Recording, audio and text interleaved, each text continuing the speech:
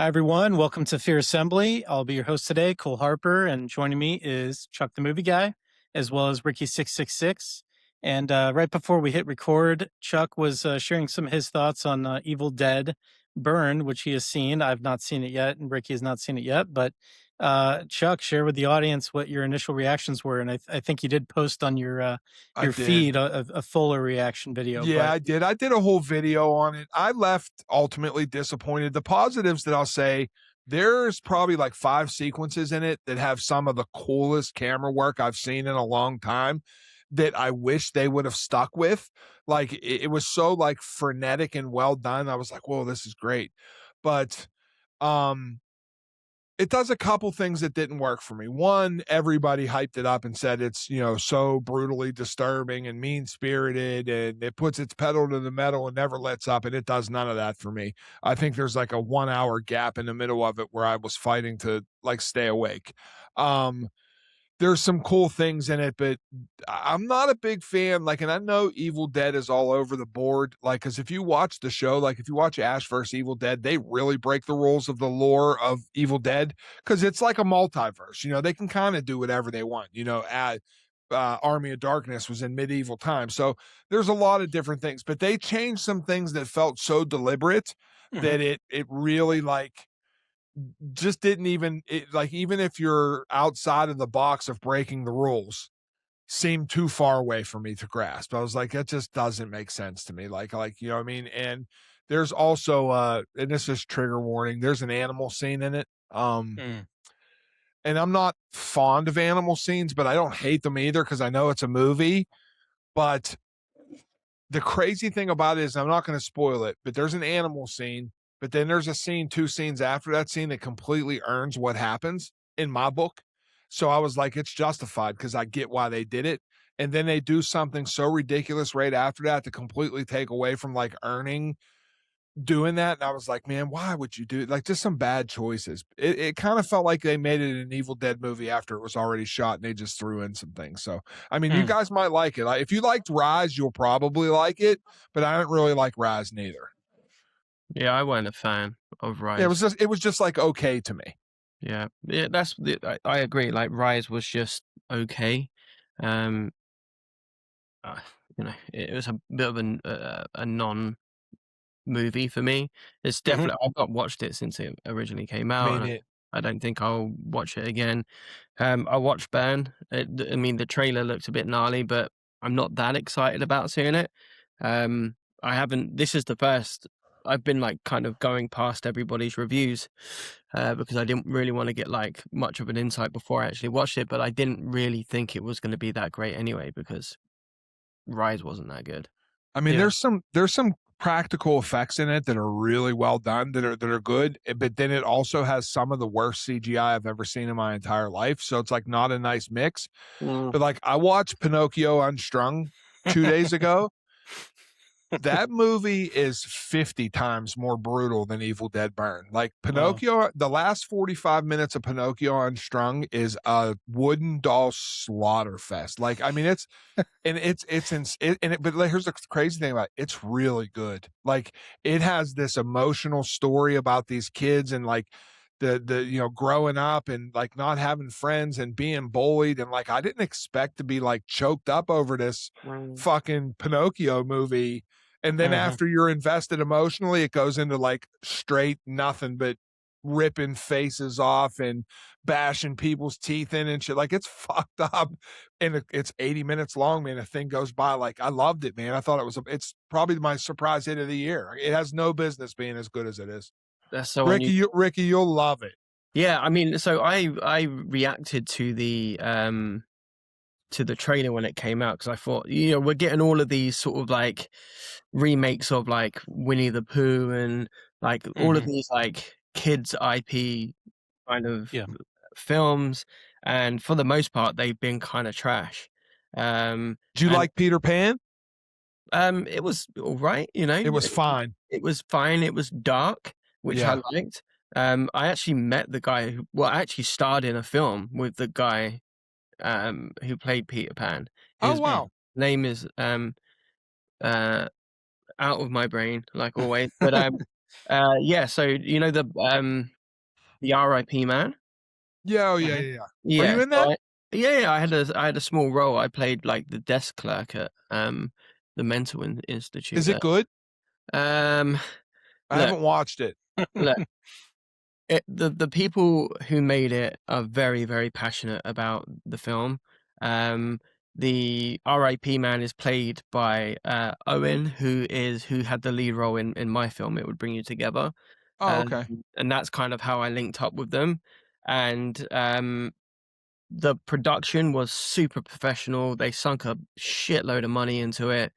Um, it's a independent horror film made by people who love horror. It's not the greatest film in the world, but for some reason people really like it. Um, and I think that that's great. I think it's one of them kind of, for me, it's kind of so bad it's good. Okay. Um, That uh, kinda interests me more, really. yeah, yeah, you know, it's got some things to like and things not to like. I don't want to be like Mhm. too harsh about it, but if they asked me to, I wanted them to invite me back into the because I mean, they're making a sequel, so people Mm. like it enough Oh, for there to wow. be a sequel, and I think they're gonna kill me off in the next one. So Oh, that's awesome. yeah, Dream but come Alright. true. That sounds fun. Well, maybe we can do like a interactive screening of the first one for our community and our audience, oh yeah, and hell yeah, you can share a lot of the stories of behind the scenes and development and yeah. whatever else. That could be fun. It was So, cool. You know, it was my first experience ever actually like working on a film production. mhm. Um, and I really loved it, you know? I was fucking Did you get did you get in on Winnie the Pooh 3? nah, No. Were you offered it? nah, I was curious because 'cause you're over there. no, I didn't know. But it's something that I would really like to get into more, you know, because it's so Yeah, fun. Like, you know, being such a lover of film, Yeah. seeing seeing the sausage get made, as it were, for sure. is actually really good. And, you know, as somebody like myself who writes films and wants to get into that side of it, it's just fantastic to see a proper production work, Mhm. which I found really, really fascinating. So I would love to just like I would love to do more stuff like that. Yeah, and there's a lot of production over in the UK. That's where we filmed Julie Pacino's movie "I Live Here Now."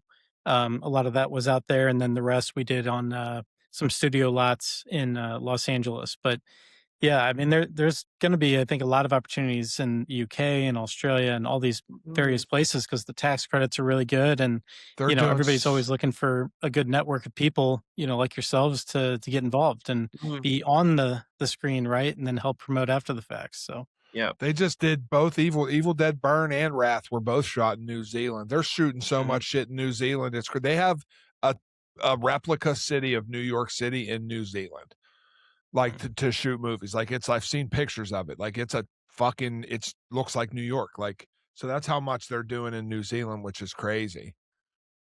All right, so Pinocchio Unstrung, is that out now to the public July or where? 24th. July 24th. Mhm. Is there a distributor involved, or are they going direct to digital, or what's the? No, it has a limited theater thing. It's is it Fathom or Icon? One of them.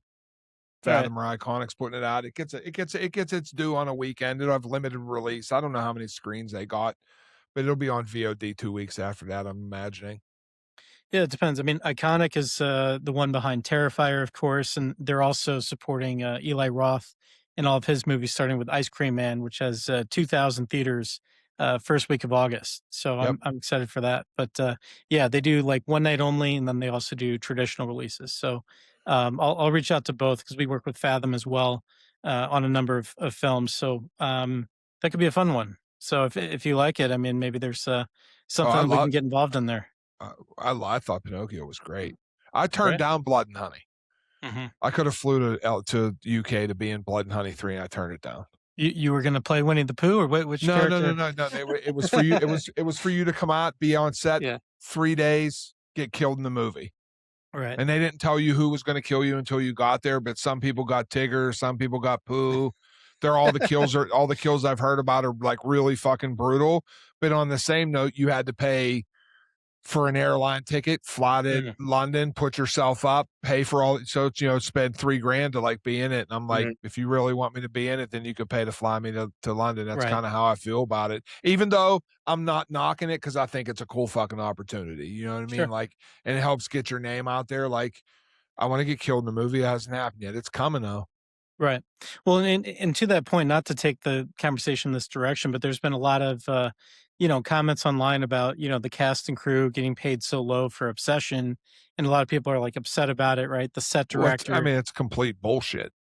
Well, but each of them, assuming that they're not repped, by agencies or management, it's like they have a say in what their rates are, what they want to do, and if the cash compensation is low, you can take more back end, things like that. I mean, even some of the stars of these movies, right? The reasons that you see, the producer credits next to them is like they're also taking huge back end stakes, where many times that producer fee is significantly higher than the upfront cash. So then you can make these movies for a relatively low budget.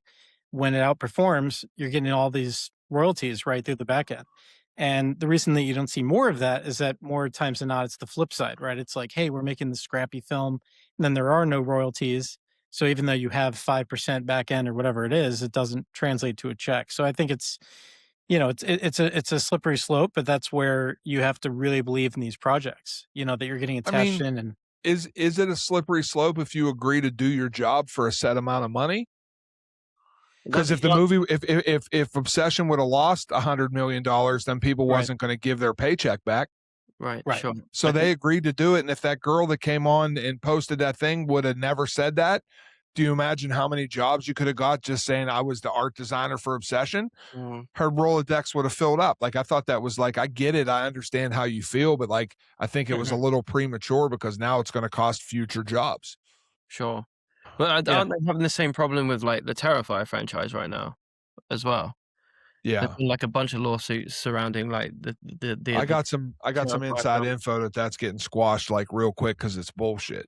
Yeah. Well, I mean, I don't know too much about it other than that, like, they paid her like 1%, even though it got like really big. And now she said something along the lines of they like put her body through hell. And Oh, that already got thrown out.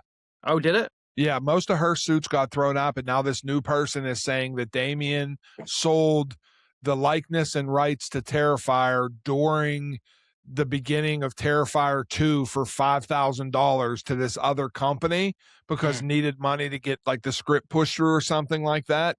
And then they waited until the success of Terrifier 3 to come out and say, hey, you owe us, you don't technically own that or whatever. But I had dinner with somebody that worked on that film literally 2 nights ago that said that there's no, there's merit to it, but it's not going to stop it. 4 is full steam ahead.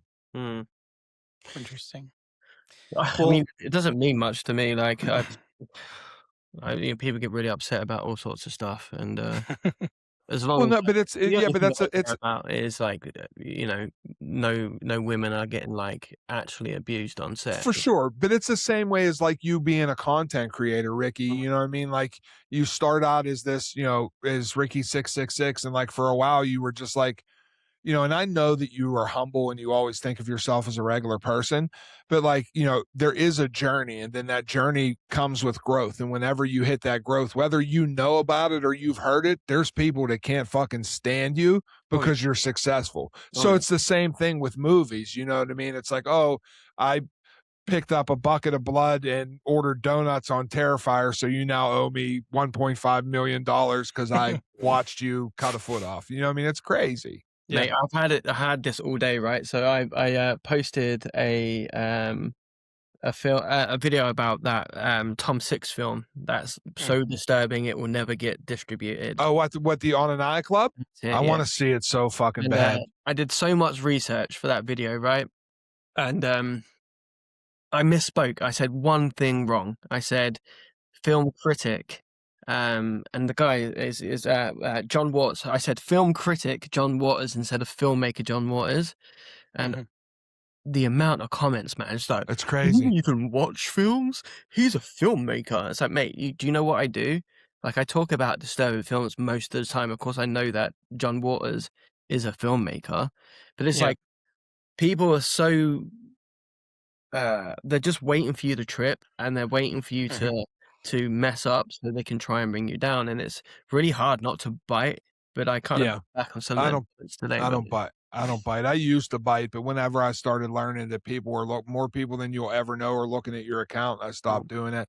That I have emailed. I have Tom Six's assistant's email, Oh, and I spoke to him on. I spoke to Tom Six like yesterday. what is it coming out? What's the skivvy? So Drop the T, Ricky. This is news. So I was being really cheeky, and I was like, "Look, dude, this is who I am. This is what I do. I feel like loads of people would want to know what this film is, what happens in the film. Let me watch it." And he replied to me and just said, "Oh yeah, like thanks for your comment. There's big things coming up regarding this film. Essentially, you're not fucking watching it." Yeah. Apparently there's some big news coming up about it soon. I think it might be coming out. I talked to, I could say it, Darren Lynn Bousman, and I had a conversation about this movie, and this is like a month and a half ago. And the last he had heard about it, because he knows a lot of people that worked on it, that it actually is going to see the light of day, just nobody knew when. Right. Look, I'm not that interested in like watching it. I'm just more interested in like the mythology around the whole thing. I think it's like, and the video I posted today was like, you have to check the myth against the facts, especially with who's saying this is so disturbing it will never see the light of day. It was so disturbing that nobody wants to go near it, and most of that discourse has come from Six himself, right? And I think that the research that I did basically said that I think there's been arguments between him and people who have been interested in what he wanted from the distributors as opposed to what they wanted to give him. And I think it's a bit of this and a bit of that. I think it is going to be like, I mean, the synopsis to the film is enough to like make you want to gag anyway. Oh, for sure. Please share with our listeners. So it's a secret society of really wealthy women who basically get super turned on by other people's misery and like tragic events. So they'll see someone get hit by a car, or see somebody get their leg cut off, or whatever. There's a bit in the trailer where a bunch of them go to Africa, and they get off on it. So there's this secret club where they all meet and basically just like frap it out. And the myth behind this is what, as you've already done the research. Apparently it's so just controversial and upsetting, I guess, and disturbing, like all the words. Like nobody can judge it because nobody's seen it, right? So we're only going based off of like what a few people who might have seen it said. I mean, you're also basing it off a guy who made a movie of a woman that has a baby driving a car that gets stuck under a gas pedal that squashes its fucking head. And it's so gnarly. I mean, and I'll go on record saying this. I think The Human Centipede 2 is a good movie. Like, it's really disturbing, but I think it's a very well-made, good movie about trauma. Like, I think it's a little overboard in certain spots, but like it's way better than the first and the third one. Yeah, so I was for my new YouTube, I've been doing a lot of like disturbing content for YouTube, and Human Centipede 2 was one of the films that I was talking about. I had no idea that there is a full color version to Human Centipede 2 out there. Oh yeah. And if you haven't seen the Human Centipede 2 in full color, totally different experience. It is proper sick. Oh, it's gnarly. Sick. Now, would you want to be the head of the centipede or the caboose or somewhere in the middle? Oh, the head. Oh, the head. Oh, yeah, the head. Yeah, no question. Eating like 6 loads of like. Did you see, I just never want to talk about this again, so I was just getting it out of the way. Did you see? Wait. But since we're talking about it, we need to shout out to Umbrella Entertainment, who I absolutely love. They're like the coolest guys. Have you seen them? Because they're putting it out. They're putting a trilogy on 4K and releasing it through Umbrella. They got a nice set coming out. but the marketing that they have done for it, they made like claymation centipedes, and they have like all these different things of like these versions of these centipedes that are essentially eating each other's shit, and they're fucking hilarious. I think it's so brilliant what they're doing over there. I love the South Park episode. Not the cuttlefish. Yeah. So funny. So funny. For sure. Well, real quick, back on the Evil Dead topic that we started with a while back. We really went off on one there, didn't we? Yeah, no, I know. But in a prior episode, Stoney was saying his favorite in the entire franchise was Evil Dead 2013. I don't remember the rest of the name. And it kind of prompted me to say, okay, I need to like go and rewatch like the whole franchise. So I actually started last night with the very first one. And for our listeners, all of them are on HBO Max.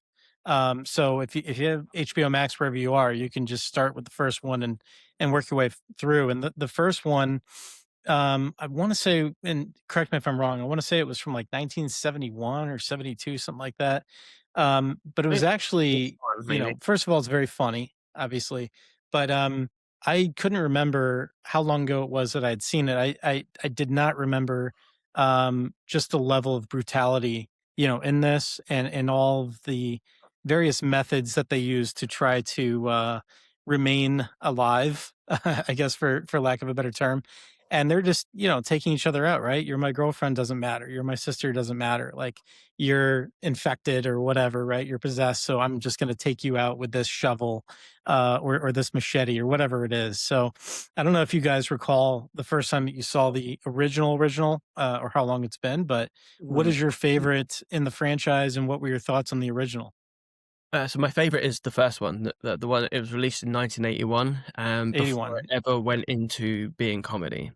I think it is, and my dad actually showed me that film when I was about 12, and it scared the life out of me. That's what, like, I feel like the Evil Dead films have always been aligned with comedy, and I think why the Evil Dead from 2013 was so successful is because it went back to the formula of the original Evil Dead film. There are little elements of comedy in the 1981 Evil Dead, but that is a serious film. As a serious horror film that uses serious, practical effects, that uses serious scares. Like there's actual scares in that film, jump scares, whatever, creepy imagery. It's brutal, it's gnarly. And while I love the other films that came after that, for me, that's where it started. And without that film, we wouldn't have the franchise. And I genuinely believe that 2013's Evil Dead is the greatest horror movie remake of all time. Nothing comes close. Here we go. The remake. I think the Spirit remake. By the way, you're best friends with Stoney then, because he says it's his favorite horror film of all time. That's fantastic. It's favorite movie. I don't think that's a hot take at all. Like I think 2013 is very deserving of accolades like that. I think that Evil Dead 1, 1981 is the only of the franchise that's truly scary. That's a truly scary horror movie. If I ranked, I would go 2013, 81, Evil Dead 2, Army of Darkness, television show, Rise, Burn. That's how I would do it. And the reason 2013 edges out 1 for me, because it's a remake of an IP that already exists that's legendary, and that movie is a brutal, gnarly fucking home run. Like that movie goes so hard. I love that movie. Like I love it so much, and it's so well done. And Fede Alvarez just got it. Everything about that movie I fucking love. So I don't think that's do I think it's the greatest remake ever made? I think it's in that conversation. I don't think that's a hot take. I would take Amityville Horror remake over that. That's my favorite remake of all time with Ryan Reynolds.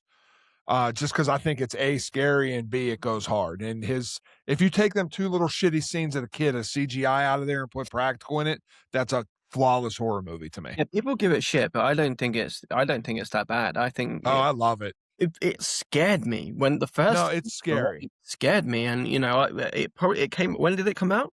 In 2000 later 2000s. Yeah, and he got, I think maybe 05 it came out. Yeah, so I would have been like Like, But people gave it shit too because of Ryan Reynolds. Because for the millions of people that love that dude, there's a million people that fucking hate him. yeah. But dude, that one shot of the kid at the bottom of the steps that hits that like full CGI like transformation is really, really bad. It takes you like out of the movie. Yeah. But like even the intro to that movie is like the intro to Texas Chainsaw Massacre, you know, with the news clippings and everything. Like it's almost like Marcus Nipsel did it for 2003 Texas Chainsaw. I was gonna say you like that remake as well, don't you? The Texas Chainsaw? Yeah. I don't like it better than the original, but I love it. Yeah. Yeah. Yeah, it's I the think second best Texas Chainsaw movie by a long shot. it's really weird. Like, so there were so many films that came out at that time that when they came out, they got so much shit. Yeah. But when, like, now we're all grown up and adults and have opinions of ourselves, we can look back on them and be like, you know what, they were actually really good compared to horror remakes from today. Absolutely.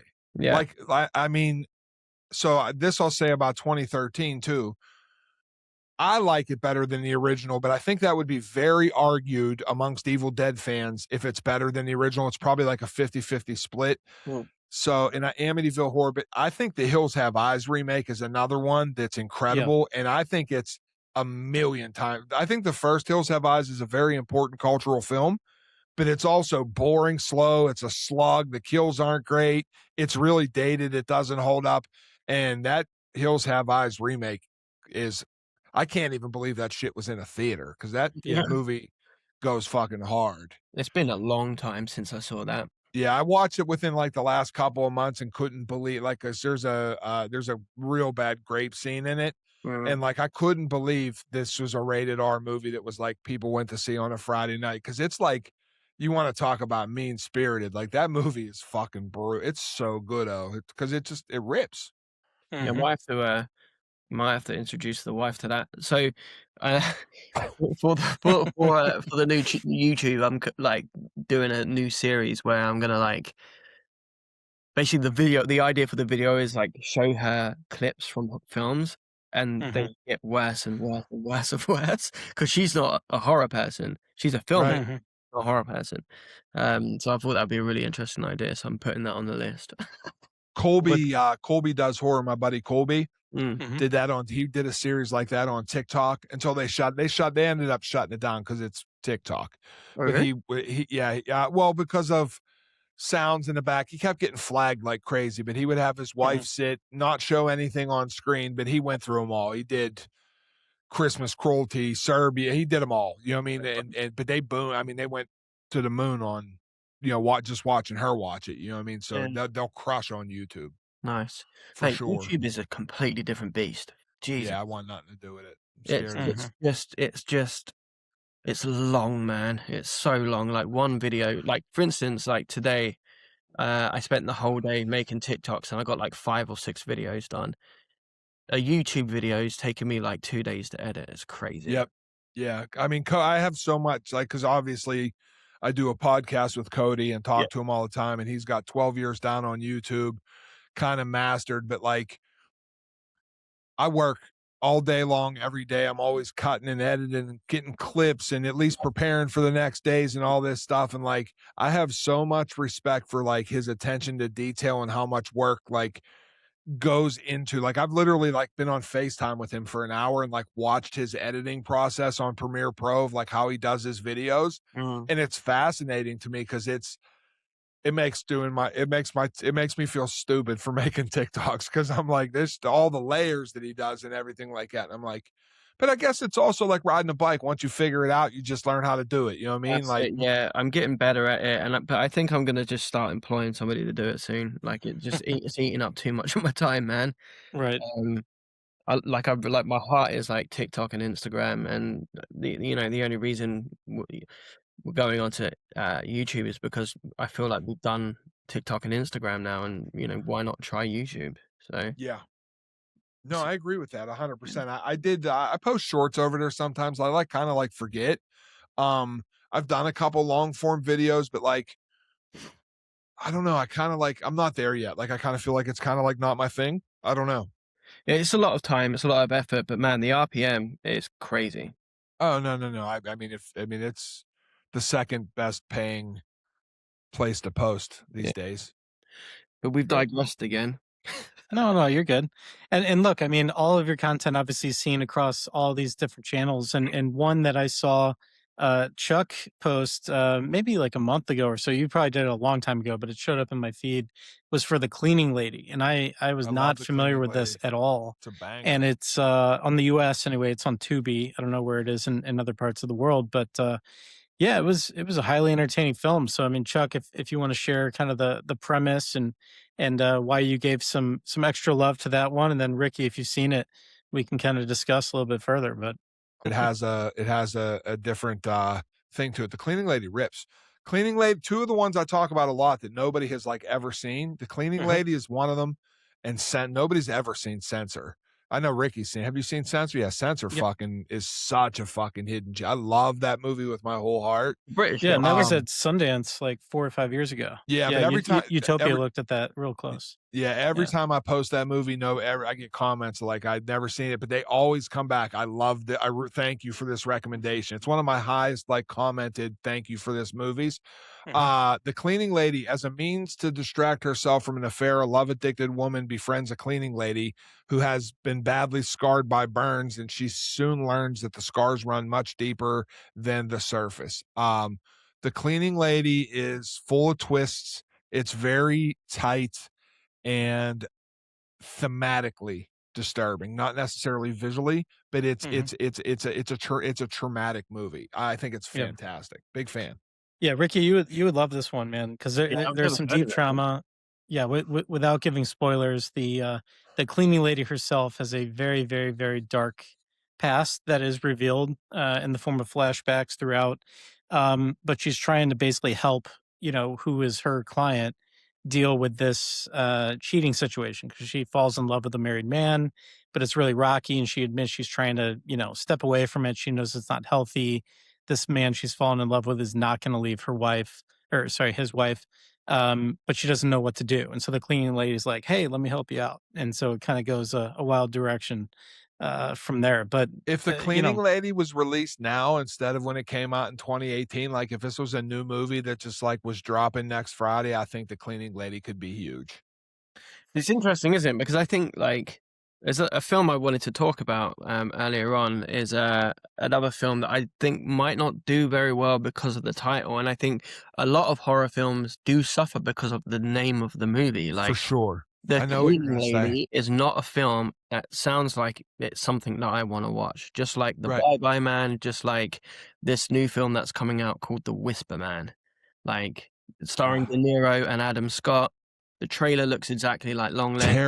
Terrible name. But like, it's got Adam Scott, it's got De Niro. Say what you will about De Niro opting to be in a Netflix horror film, just a bit weird to me.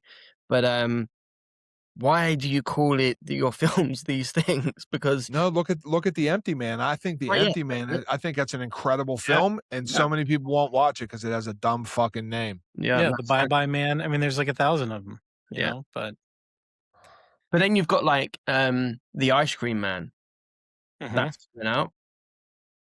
That's a dumb name, but it's a film. It kind of makes sense with that film for some reason, because I think it's meant to be a bit camp and a bit stupid. But yeah, I mean, by all accounts, this new film starring De Niro and Adam Scott, The Whisper Man, looks like a serious film. Well, The Whisper Man is, even though I didn't love it, and I think you loved this movie, Ricky, but he directed the role of Jenny Penn. Oh yeah, I like that quite with John Lithgow, which I thought I liked it, but I thought it could have.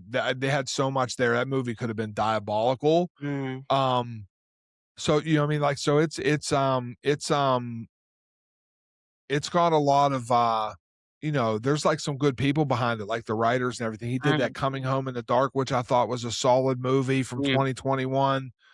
So it's like, not like, it's just, I don't know why they name it something dumb like that. But also on the same note, I think catchy phrases that are like basic, like for Netflix, that there's an audience out there that's not like hardcore horror people that will just like click on shit like that. Cause it feels like even though they didn't see it, I think a name like The Whisper Man feels like comforting and familiar. Sure. So they'll like click on it. Like, so I think there's an angle to why they do it. I think it's like some subconscious shit. No, maybe. sure. So What is the premise of the Whisper Man?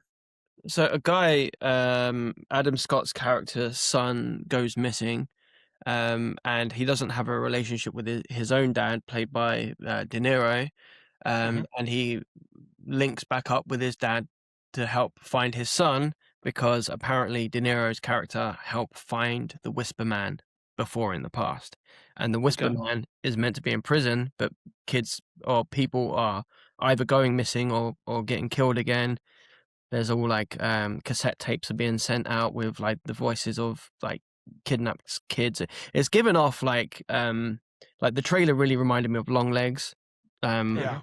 Just everything about it reminded me of Long Legs.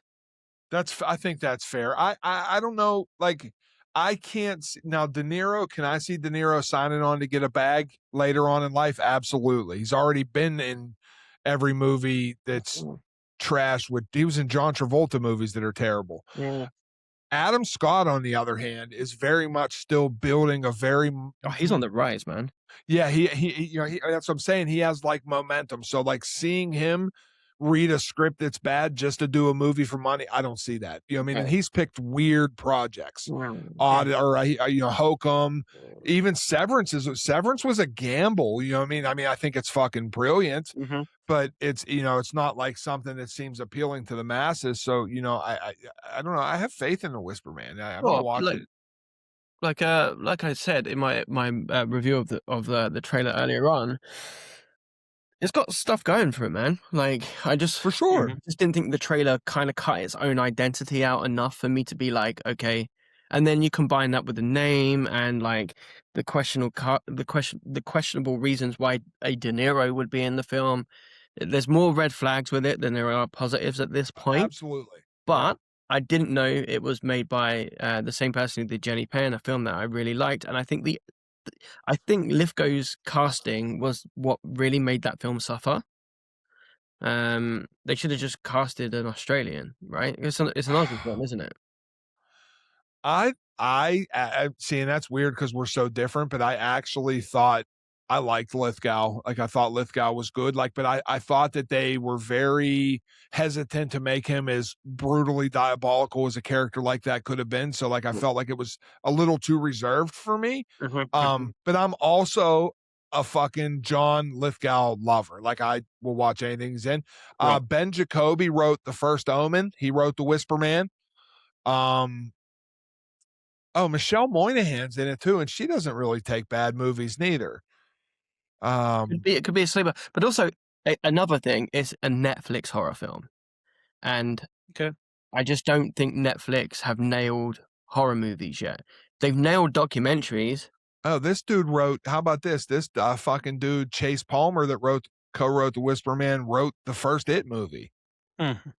Interesting. So it's got some. It's got a little bit of power behind that. Watch it be a banger. Yeah, hopefully. Well, look, I don't want the poster sucks too. It's terrible. Like I want these films to be successful, and I want them to scare me. Yeah. But I feel so often I'm the kind of person that goes online and says this does look a bit shit. And I do get Michael. Wait, it gets even better. Michael Keaton's in it. John Carroll Lynch is in it. That's crazy. That means Michael Keaton's in it for 34 seconds, probably.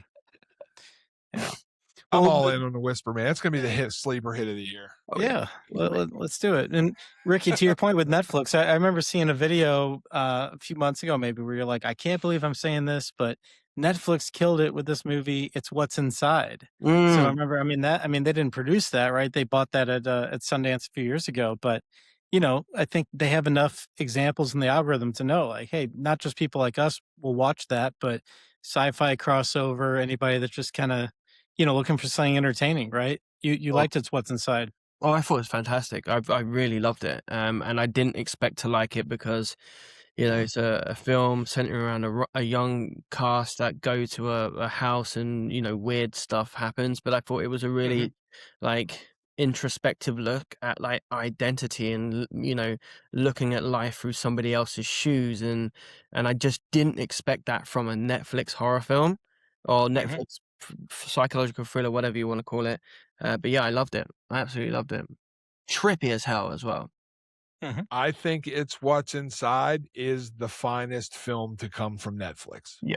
Yeah, it's good. by a pretty wide margin. Yeah, it's good. More than Army of the Dead with Dave Bautista? I liked Army of the Dead, but it's not like a good it's just fun. I also Alright. like Day Shift with Jamie Foxx. Mhm. But if and that's another one I'll die on the hill. If they would have did Day Shift with practical effects and not all that CGI, that movie rips. But that CGI is just too much, man. When you're contorting people with a computer, it just doesn't do anything for me. But yeah, I thought Army of the Dead was just fun. But I also like it's Dave Bautista. I'm not going in that looking for Christopher Nolan. You know what I mean? Sure. It's fair. So what other movies have you seen lately that we can get into and maybe debate? I've Oh, been watching the World Cup, so I haven't been watching a lot of films, and in between matches I don't wanna watch, I've been watching Widow's Bay. I still haven't yeah, finished it yet. it's I've so good. I've got, like, a couple of episodes to go, but, yeah, man, I'm still a bit heartbroken over last night's loss to Argentina, but we won't go there because I might cry again. Yeah. I Yeah. watched the best horror movie of the year last Friday, Which one? Which is? Teenage Sex and Death at Camp Miasma. I've heard so many good things. And I think it's significantly not only do I think it's better than Obsession, I think it's significantly better than Obsession. Wow. And I'll tell you why. I think Obsession is a fantastic movie, but I have seen things in my life that resemble Obsession. You know what I mean? Like, I'm not saying it's not original, but I'm saying like something about it has a familiarity to it. Yeah. I have never in my life ever seen anything like Teenage Sex and Death and Camp Miasma. Nothing. There's nothing I can compare it to. It's not like anything I've ever seen. Wow. Even Jane Schoenberg's Let's All Go to the World's Fair and I Saw the TV Glow, which I love both. It's nothing like them. Like it doesn't resemble them in any. I mean, there's a couple neon scenes in it with some lighting that you could say, oh, that's like the TV. No, no, no, no, no. And what it is this young queer filmmaker, Chris, is given the keys to the Camp Miasma franchise. And the Camp Miasma franchise in this world, which I researched it after I watched the movie, they created 40 years of lore for what the Camp Miasma franchise is for this movie. Like to the point that I was in Chicago and I went into a horror themed coffee shop and they had Camp Miasma VHSs behind a glass counter. So you could buy like Camp Miasma 5 and like they're sending them out across to like make it like almost so meta that it's almost real, which I think is fucking brilliant. Mm. So her dream as a lover of this franchise is to reboot this franchise and start it again. So her idea of what she wants to do is the original final girl from the first Miasma is this lady, Billy Preston, who's Gillian Anderson, which I'll mark my words and put it on record, is the greatest horror performance from a woman since Toni Collette and maybe even better than Hereditary. Like Gillian Anderson knocks she's electric and she burns the screen with every single word that she does. She's fascinating. And they get into like this conversation and start to collaborate and they end up having like this deep psychosexual relationship while reliving the Camp Miasma franchise. Mm-hmm. And it's a movie that isn't interested in being your friend. It's not interested in pleasing you. It's interested in raising questions about identity, who you become. It takes all the tropes of the last 30 years of slasher movies and completely hey, this dumb girl's running through the woods with her nipples sticking out of her thing and she's going to trip over a stick, like all that shit that we know. And it completely obliterates it into something fresh and new. If you thought the end of the Cabin of the Woods was meta, if you thought Wes Craven's New Nightmare was meta, if you thought Scream was meta, them movies don't have shit on what Camp Miasma did. Because when it all came together, I was literally speechlessly blown away. It's fucking incredible. I loved it. Is it out anywhere yet? August 7th, it's coming. Nice. Yeah, it's an absolute must theater experience too. It's not it's made for it's one of those made for the screen because it's not only is it fucking brutal and emotional and deep, but it is also probably funnier than any comedy I've seen in 10 years. Like there's some shit in it that's just fucking hilarious. Like I think it's I'd say this word a lot, but I think it's a fucking masterpiece. Like I loved it. Mate, I've heard Loved it. nothing but good things about it, and it's another film for me that it like going into it didn't do much because of the title. Do you know what I mean? And Yeah. it kind of gives off that vibe, the same kind of like Summer of '89 or whatever the fuck that film was I called. love Summer of '84. '84, that's the film. I haven't seen it because it's like, I mean, you know me, slashers aren't really my thing. It takes something. It takes, In a Violent Nature is probably one of my favorite slasher I movies love it. because it's like not even a slasher film. Right. You, Ricky, I know you and I know your heart and I know who you are as a human being. And I promise you, if it's not your favorite horror film of the year, it's 100% in your top 3 without you even seeing it, because there's going to be so many people that this is the best way I could describe it. So obviously it's made by Jane Schoenberg, who isn't out to look for anybody's acceptance or appreciation because they're unapologetically who they are. And that's exactly what the movie is. And people are going to hate on it or say, oh, this is made by a trans person, or, oh, this was this, because there's all those bigoted people in the world. I think that movie's so powerful that the strongest bigot, if they sat down and watched it, that it could change their feelings on how they feel about being a bigot, because that's how deep the message is in the movie. It's powerful. That's the kind of shit I want in my horror films, man. Yeah, it's yeah. I think it has more to say than the Rocky Horror Picture Show or Night of the Living Dead. Like it's like that kind. It's a very socially conscious, politically powerful movie, but from a very progressive, free thinking mind. And that's all I'll say about it. It's incredible. Nice. Cried. Colby did. How about this? Colby did too, and I didn't think Colby was going to like it. And Colby had tears. Daniel Film Therapy. I mean, got a standing ovation. Like 650 people. Like not one bad review came out of the Music Box Theater that night. Nice. Yeah, it was pretty fucking cool, man. I was really fortunate to get to see it. All right. Well, you've hyped it up. So if it's coming in a few weeks, we're gonna see what the reactions are. But yeah, hopefully it checks all those boxes and then some. You also experienced some of the movie fest in Chicago, right? No, I skipped the rest of it. You skipped the rest of it? I skipped the Fly, skipped the Substance. I didn't realize when I went out there that my buddy lives in Rockford, which is like an hour and 45 minutes out of Chicago. So once we were in there, we did a bunch of shit. And once we left, we didn't go back just because there was like other stuff to do, which I'm not upset about. Like it would have been cool to see the Scratch and Sniff Substance, but for everything we had to do to like get in there to do it, I'm not upset that I missed it. I did meet some people from Mubi, which was really cool because they're like one of the unicorns that's hard to get a hold of. And they were super nice. That Music Box Theater I loved it. Like I could watch movies in there for the rest of my life. Like it just has that old school, like Last Matinee is one of my favorite sleeper movies ever. And it feels like watching a movie like in the last matinee. So it was cool to just be a part of history, to be one in a classic theater like that, and two for one of the brash, most unapologetic voices that horror has maybe ever seen. Because I think Jane is 3 for 3 in my book, and I don't think there's no slowing down of the brilliance of that type of filmmaking. Nice. Great. I'm here for it, man. That's a lot of hype. Oh yeah. Yeah. But it's very grounded, factual hype. Good. I'm not just glazing it to glaze it. Yeah, it's very impressive. I'm gonna segue it into a couple of things that I wanted to talk about. Okay, I love that. Let's seg. This is the kind of shit I live for. This type of horror, this new, inventive, I don't give a shit what anybody thinks about my film. That's what I live for. I want films like that. I need films like that. I don't know why I should care about a Nightmare on Elm Street reboot. Why should I care about that? Now, I get why people love it. I get why people are excited for it. People love comfort. They love, we horror fans find comfort in the Pazuzus and the Leatherfaces and whatever. It's comfort for us. And we want to keep that in our lives. I get that. But just don't remake the original film, because I know they're saying it's based off of like Wes Craven's original script and all of that.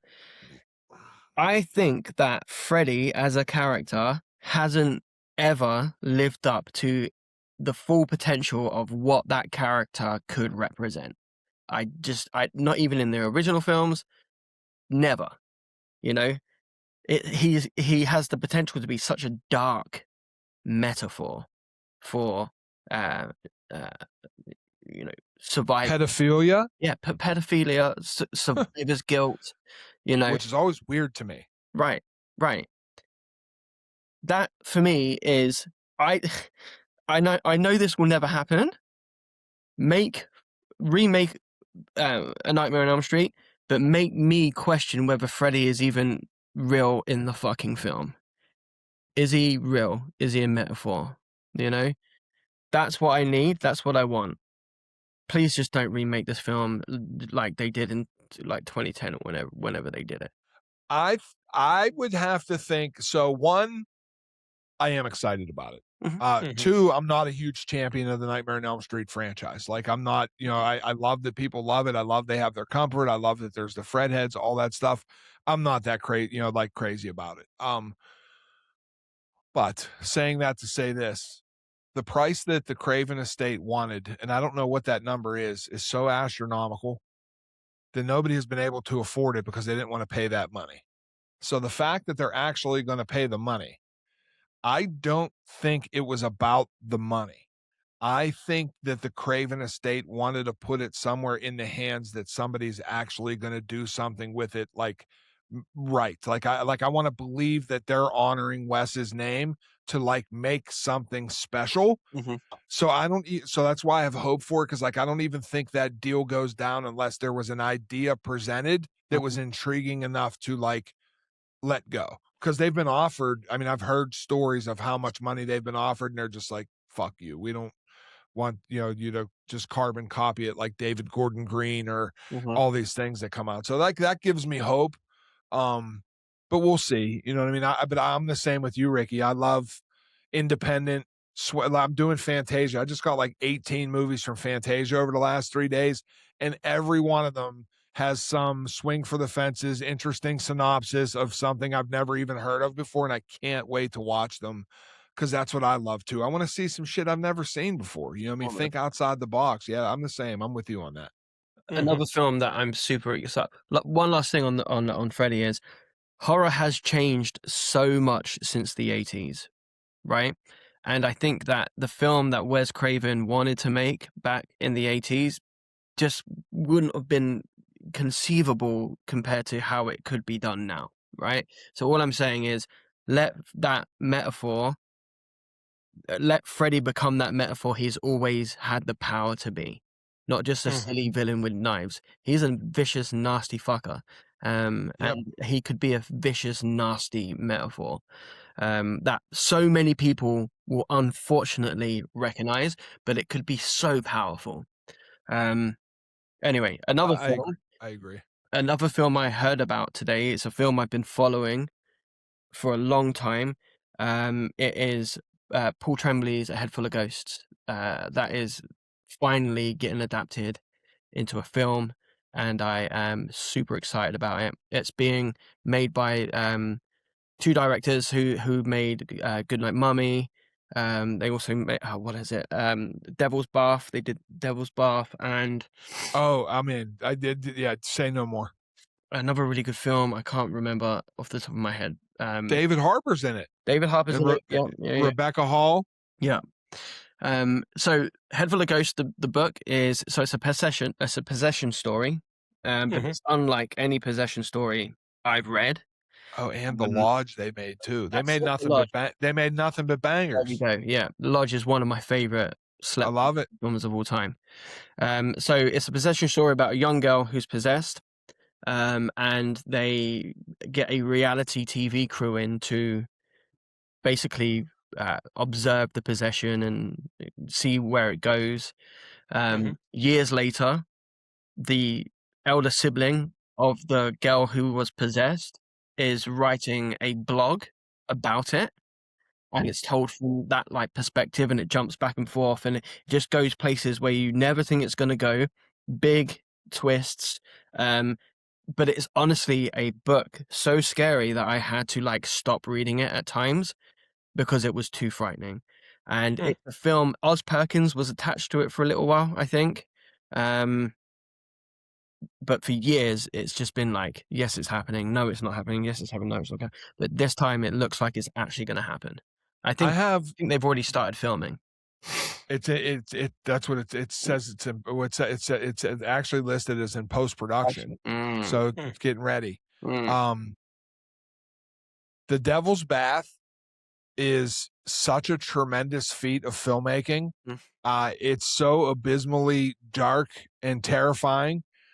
But there's a featurette that they released on Shudder when The Devil's Bath came out that's also on the Blu-ray.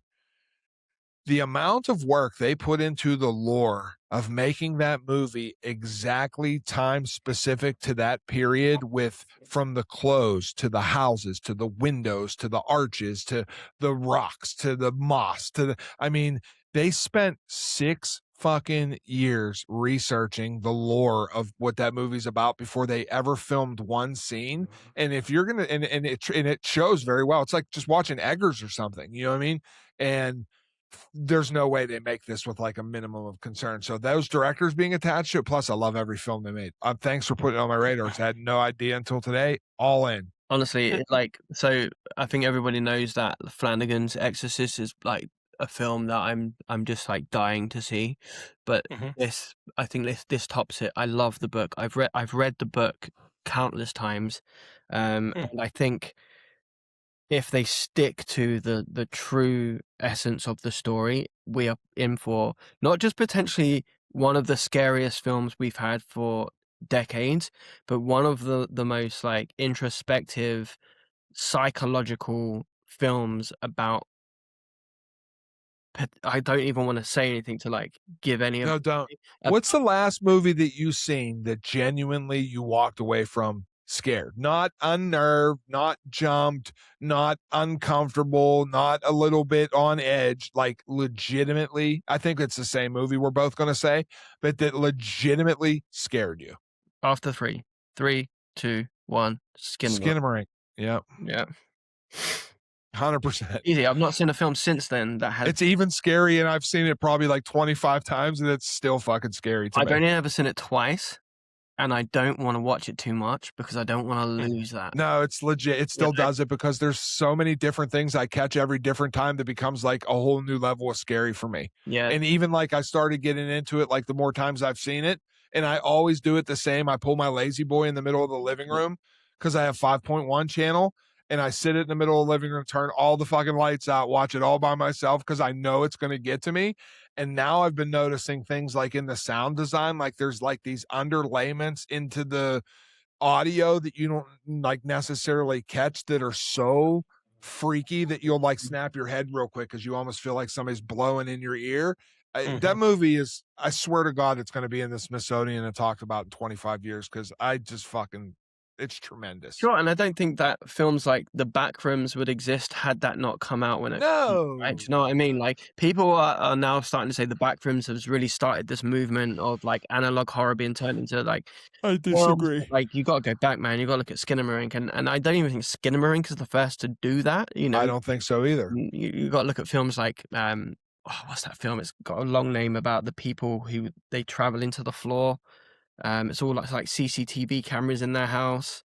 Like people used to live here or something. I can't remember the name of the movie. But that's also terrifying. But yeah, I think the undertone got me close to being pretty scared. Yeah, me too. Yeah, I think the undertone is pretty good. They're getting ready to shoot part 2. Nice. Dream Eater got me pretty scared. Undertone 2 is about the people in the tapes. Nice. And Undertone 3 is about the mother. Nice. They're doing a trilogy.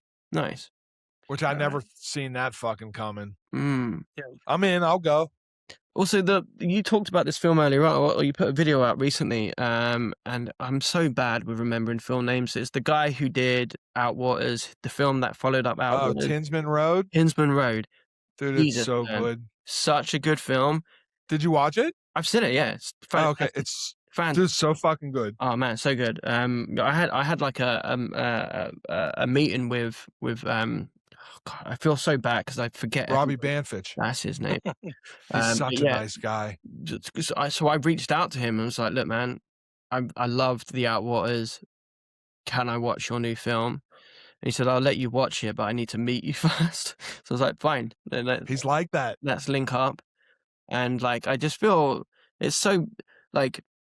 I think he's a really exciting filmmaker, and I love The Outwaters, and I know that I some love people it. don't like it, and I think that Tinsman Road is going to divide people as well. But yeah, he's made these two of my favorite horror films in recent times, and amazing, man. Amazing, I even yep, Robbie sent this to me. nice, Yeah, and I thought Tinsman Road was so creepy and so uncomfortably fucking sad is the best way I could say it.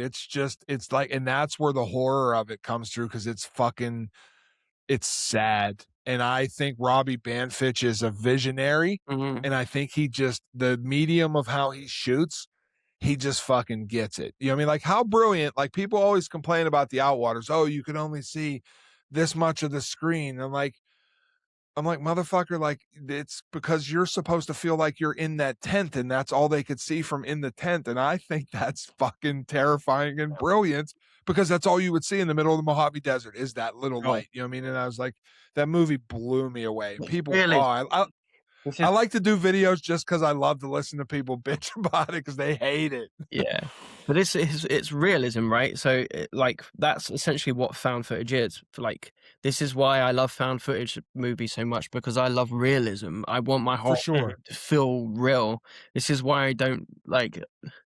I just want my films to feel real, and I don't get the complaint where people are like, "This doesn't make any sense." It's like, how can it not make sense? It's found footage. This is what it Right. would look like if you found this footage and this person was going through that. Right. For sure. Yeah. And then now, did you see now for the Outwaters? Did you see the other 3 things that they released?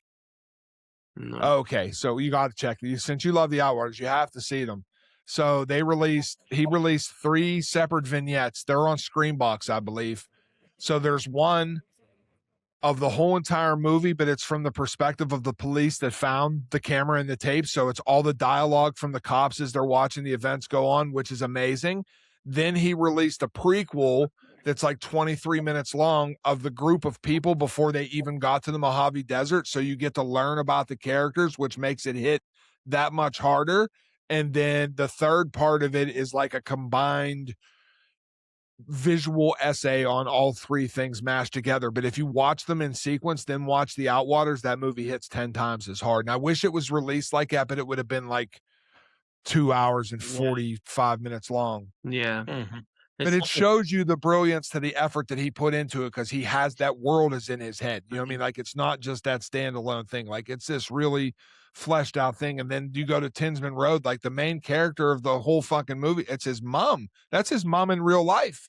So you get that real connection between mother and, you know, like you feel that shit because it's real. He's a brilliant guy. Real nice fucking guy too, man. Yeah. But like as I was talking to him, he was like, "I've got to rush off now. I've got to go for a job interview." Like He's like still working and shit. No, yeah. working and stuff, man. Which is like really fucking like pay these. But he also won't sell it. Mm. Like he's been offered like he won't. That's how he made the deal with Letterboxd. He won't take a shit distribution deal. He'll license every now and again for shit to pop up on Shudder or whatever. But he won't. He believes in himself and he won't sell it. And I respect the fuck out of him. Hell yeah, hell yeah. Yeah. And you know he's being very careful with who he's letting see the film. Oh yeah. His mom. I become over since Outwaters. We become pretty like. I'd say we're friends, you know, like we talk all like he's super nice. I missed him in Chicago the 16th. He was doing back-to-back Outwaters and Tinsman Road, but I had to come home, so I had to miss it. But our paths will cross.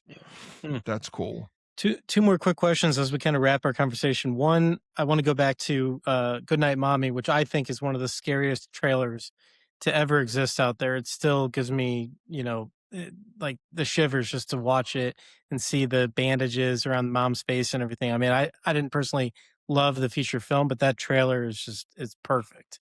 So I wanted to ask, what do you feel is one of the best trailers in horror? Best trailers? Yeah. I mean, of recent memory, I think Passenger had the best trailer of the Yeah, that last was 10 pretty years, and bomb. that movie sucked. Yeah. That trailer fucking ripped. Yeah. Yeah, I And especially how smart they were to leak the trailer. Like they knew when they showed it that somebody was going to record it and leak it. And Yeah. that's exactly what happened because it was all online, all fuzzy and shit, which made it even more creepy. go back to Skinamarink. I mean, Skinamarink, the trailer of Skinamarink is a short film for Skinamarink, and Right, for sure. again, I'm not a trailer guy. I tend not to try and watch trailers, and Yeah. I've seen trailers after the fact. I think the original Exorcist trailer is one of the greatest trailers of all time because that's just terrifying on itself as well. Just any of the old sort of like 70s trailers, they're always pretty good. But in modern time, Passenger was obviously fantastic. Like the film was not fantastic, but the trailer was good. Even like Paranormal Activity, that trailer was pretty good as well. Fantastic. Yeah. Yeah, and I love the Evil Dead Rise trailer as well, going full circle back to the Evil Dead franchise. But the other reason I asked is, Chuck, you announced recently that you're working on a short film. So I don't know if you wanted to share more about that and what the goals are with this project. Geez, what can I say and what can I say? I signed on as a producer for Jeff Barker, Curry's dad, for his first short film. It's called Medium Rare. It's starring Dane Cook and Leslie Ann Warren. And it's a short film that's going to really hurt people is the best thing that I could say about it. I can't give any synopsis of the plot or anything. But it goes to a place of the human psyche and the feels of a human being's soul of grief and regret is all I'll say about it. And when I read it on an airplane and I was on my way to LA and Jeff sent it to me and I read it and it made me feel so full and empty at the same exact time, like almost like watching your best friend die and having all the memories of how great your relationship was mixed with the sadness that you just lost your best friend. Like that's the level of the emotion that script hit me with. And I was just like, Jeff, you got to make this into something. And then he just hit me up and, me and Jacob jumped on. Jacob from LD Entertainment, who's like my I love him to death. He's like my production mentor, which is fucking cool, man. We have a great relationship. And I can say what the goal is. We're shooting for Sundance. We want to see if we can get it to premiere at Sundance. That's like the goal. We're shooting at the end of August and we already have, I can't say anything about it, but this isn't going to be the last of this group of people. I'll just say that. All right. Amazing. Yeah, I'm stoked about it. Yeah, Ricky, you like checking out a lot of these short films as well. I mean, I've spoken on prior episodes about Lights Out, which obviously James Wan saw and said, "Hey, let's go turn this into a feature and now a franchise." As they're working on a sequel there too. So, what are your favorite places to discover these short films? Is it YouTube? Is it specific channels? Yeah, it's mostly just YouTube, man. Alta have really good horror films on there. Alta rips Crypt TV. Yeah, I have to talk about. I think what my favorite short film of all time is. It's very new. It's very short. And it's called Dead Grandma. If you haven't seen it, oh my god, my Dead Grandma video did like 8.9 million views. It is. Do you know who made that?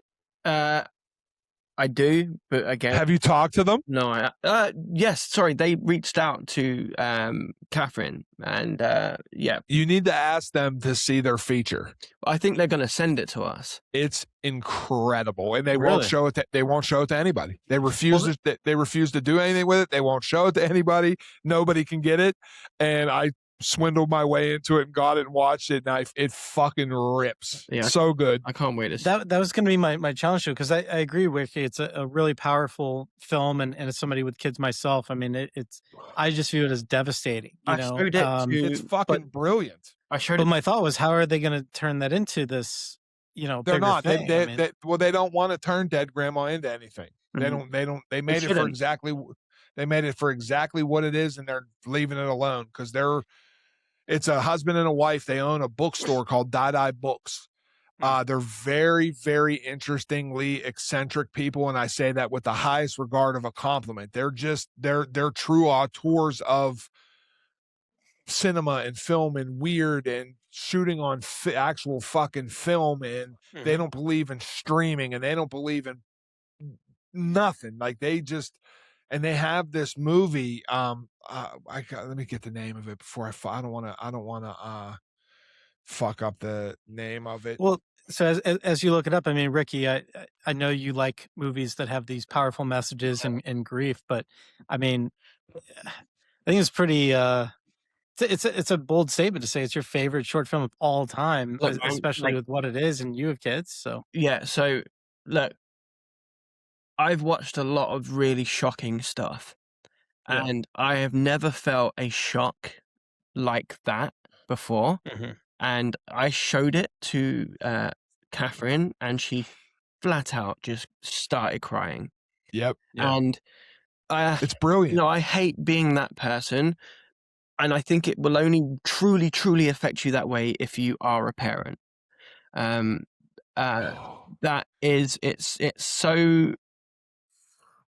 The reaction I had was so viscerally shocking. And look, this short film is like 90 seconds long, and it's one shot. One Mhm. shot. It is the most genius, fantastic short film I've ever seen. I think it outdoes a lot of films I've seen in its genius. One shot, pulling back from one subject in the middle, but what it reveals is just, it's so shocking, it's so devastating, it's so like, it's just harrowing, man. Just the idea of what happens next. They don't show you that. They just show you the facts, and we know where this is going. It's listen, when I seen it, I was blown. It's fucking brilliant. It's absolutely brilliant.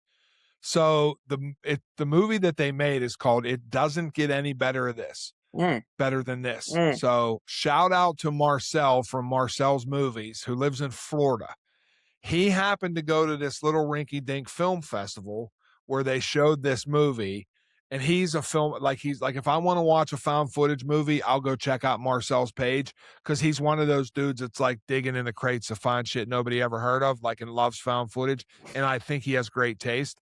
So he's seen this movie and talked all about it. So of course, you know me, Ricky, I went looking for emails. I found their bookstore. I called them like I'm getting this fucking movie. They made me sign a fucking NDA. They made all to get one screening link, and they're like, this shit lasts for 6 hours. You'd like watch it or you're never getting another chance with this thing. And it's about these two horror movie fanatics that buy this really beat rundown house to shoot their next movie in. They call an old friend that they used to make shorts with to come in, and they realize that like the house is like a little creepier than they thought. And then one night they're shooting and they look out the window and there's like 60 people just standing in the yard with their mouths open staring at the house. And I won't say another fucking word about it.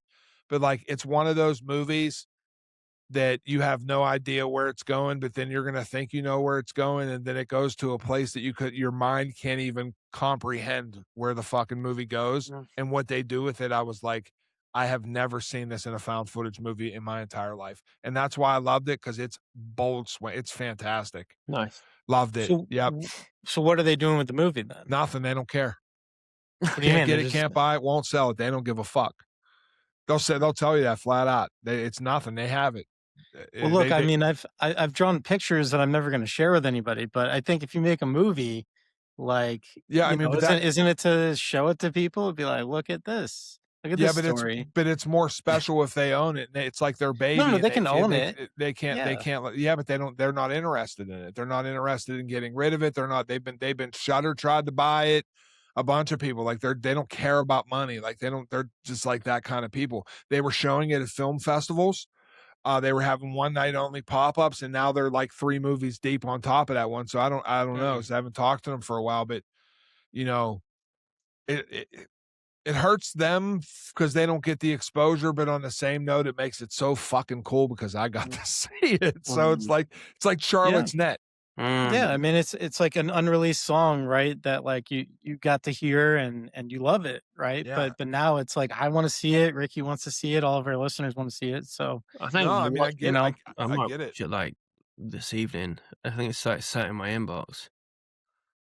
Yeah, you Mm. should watch it. It's so it's and and I love movies I love movies. Then we got to wrap soon. I love movies that take this simple, basic idea that once you look at it, you're like, damn, they did that for $0 fucking dollars. Mhm. But boy, is that like $1 million fucking idea.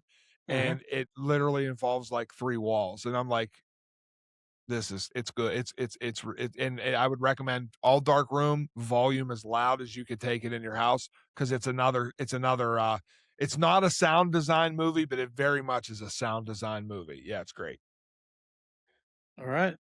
Well, I think we can probably go ahead and leave it at that, unless Ricky, there's any other topics you want to hit on. I mean, you got the Suspiria shirt rocking, which I think is one of the greatest endings of a recent remake, right, of a horror film. Very, very intense, Yeah, Gore. and graphic scene, a very scary demon at that. So I don't know if you want to comment on that before we wrap, but after you do, we can bring it home. I just don't think there's much more to say about it. I think like it's just a all round Masterpiece. You know, I own like 3 Suspiria shirts. I love it. Faultless. I like the remake. Just go watch it. If you've not seen it, go watch it. You know, They're that's both masterpieces. yeah. Like I Mhm. think that the famous like in the remake, the famous like ballroom, the dance scene is just like that makes me like feel physically ill.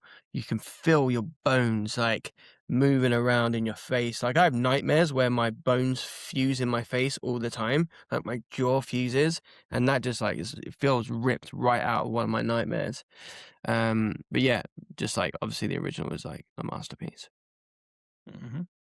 All right. Well, with that, we'll go ahead and wrap today's conversation. So, again, want to thank all the listeners for joining us today at Fear Assembly.